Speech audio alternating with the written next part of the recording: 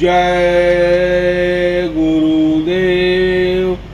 प्रचार प्रसार परमार्थ का उद्देश्य लेकर बाबा जय गुरुदेव जी ने 10 जुलाई सन 1952 को वाराणसी से सत्संग का शुभारंभ किया। जैसा कि सदा से प्रत्येक महात्माओं के साथ होता रहा, बाबा जी के मानने वाले हुए तो विरोध करने वाले भी खड़े हो गए, पर बाबा जी की ओजस्वी वाणी सभी प्रतिरोधों अवरोधों को पार करती बढ़ने लगी।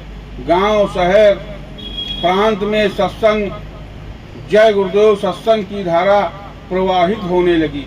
उस समय बाबा जी ने कहा था कि सत्संग की जो धार चल पड़ी है वह नदी नाले का रूप ग्रहण करती समुद्र का रूप ले लेगी। वह बात आज 100% सत्य उतर रही है।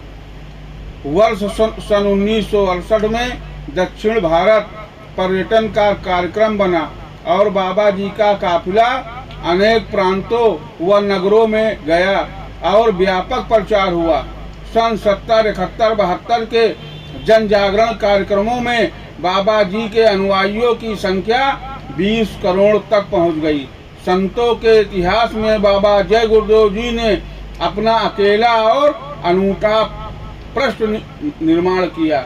बाबा जी की वाणी जनमानस में उतरने लगी। सत्संग की धार, सत्संग की गंगा चौमुखी होकर बहने लगी। आत्म कल्याण, लोक कल्याण, समाज सुधार, देश सुधार अर्थात चारों ओर से सत्संग की धार फूटी। इसके लिए बड़े बड़े कार्यक्रम आयोजित किए गए। सन 1970 से 75 तक कार्यक्रमों की धूम सारे देश में मच गई। 1200 मील की साइकिल यात्रा नवंबर सन 1970 में गोरखपुर उत्तर प्रदेश से प्रारंभ हुई और अनेक स्थानों पर पड़ाव डालती हुई दिल्ली पहुंची। बाबा जय गुरुदेव जी महाराज ने कहा कि आप सभी लोग इस जन जागरण को देखकर स्वयं पता लगा लें। विश्व में एक परिवर्तन, वर्ल्ड परिवर्तन होगा। लोगों को शाकाहारी बनना होगा। तोड़ फोड़, हड़ताल, निंदा एवं अनशनों से अलग रहकर अपनी भूली हुई आत्मा को परमात्मा तक पहुंचाएं। अगर आप ऐसा नहीं करेंगे तो एक समय ऐसा भी आने वाला है कि आदमी की लाश उठाने के लिए आदमी नहीं मिलेगा।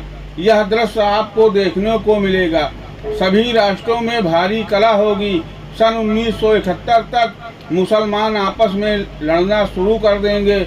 सन 1971 में 1500 मील की साइकिल यात्रा 50,000 प्रेमियों की सोनपुर बिहार से निकाली गई।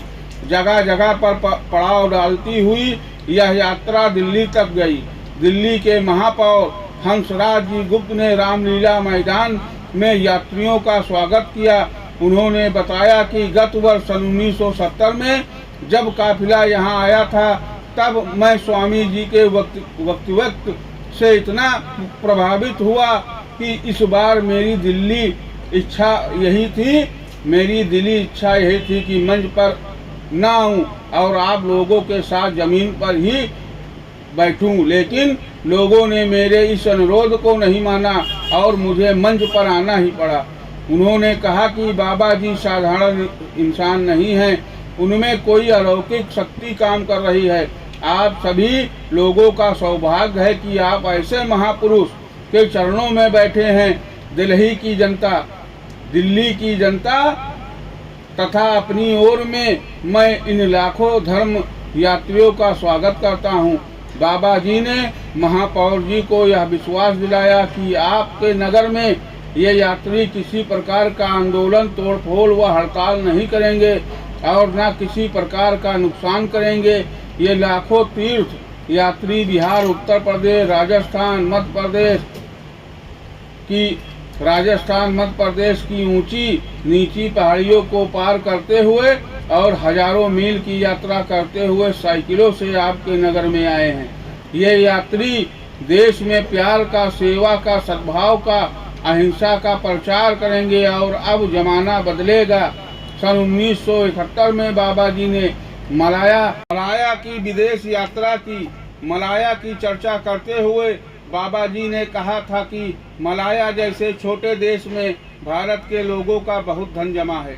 एक बैंक मैनेजर का हवाला देते हुए स्वामी जी ने बताया कि उसने कहा कि अगर 1-2 अकाउंट का पैसा भारत के विकास में लगा दिया जाए तो भारत संपन्न हो जाएगा। वहाँ कानून व्यवस्था सुदृढ़ है, लोगों में अनुशासन है, अधिकारी कर्मचारी अपना काम पूरी निष्ठा से करते हैं, उसमें किसी की दखल अंदाजी नहीं होती। अगर किसी का सामान सड़क पर गिर जाता है तो उसे जाकर थाने में सूचना देनी पड़ती है। भारत में 1 जनवरी सन 1973 को जय गुरुदेव की धर्म ध्वजा फहराई गई। जय गुरुदेव आश्रम मथुरा में भी उल्लास भरे वातावरण में स्वामी जी महाराज ने झंडा फहराया। 1 जनवरी सन 1973 एक महत्वपूर्ण दिन धर्म के इतिहास में, कर्म के इतिहास में, राजनीति के इतिहास में, समाज के इतिहास में बन गया। ये स्वामी जी महाराज की जीवन लीला है, जो उन्होंने अपने समय में जीवों के कल्याण हेतु ये सब काम किया। 16 दिसंबर सन 1972 को जय गुरुदेव आश्रम मथुरा में घोषणा किया कि भारत में 20 करोड़ नर नारियों का जन्म जागरण पूरा हो गया। बाबा जी ने कहा कि भगवान का विधान कभी नहीं बदलता है और वह अमिट है। कोई बदल सकता है तो संत सदगुरु बदल सकते हैं। काल के देश में कर्म फल जरूर मिलेगा, जैसा कि नियम है, केवल संत ही को क्षमा कर देते हैं। यह जन जागरण तुम्हारे कर्म कर्जे को खत्म करने के लिए किया गया है। भारत धर्म प्रधान देश है। धर्म की किरण अब भारत से निकलकर पूरे विश्व ऑल वर्ल्ड में फैलेगी। भारत का धर्मराज न केवल भारत पर होगा बल्कि संपूर्ण विश्व पर भारत का अखंड राज होगा। यह झंडा उसका प्रतीक है। 24 घंटे तक लहराने और फहराने वालों धर्म ध्वजा क्या करेगी, यह आगे वक्त बताएगा। 18 से 22 फरवरी सन 1973 के कार्यक्रम में 20 फरवरी को चित्रकूट के मंदाकिनी तट पर बाबा जय गुरुदेव जी ने बच्चों द्वारा नवयुग के निर्माण का शिलान्यास किया।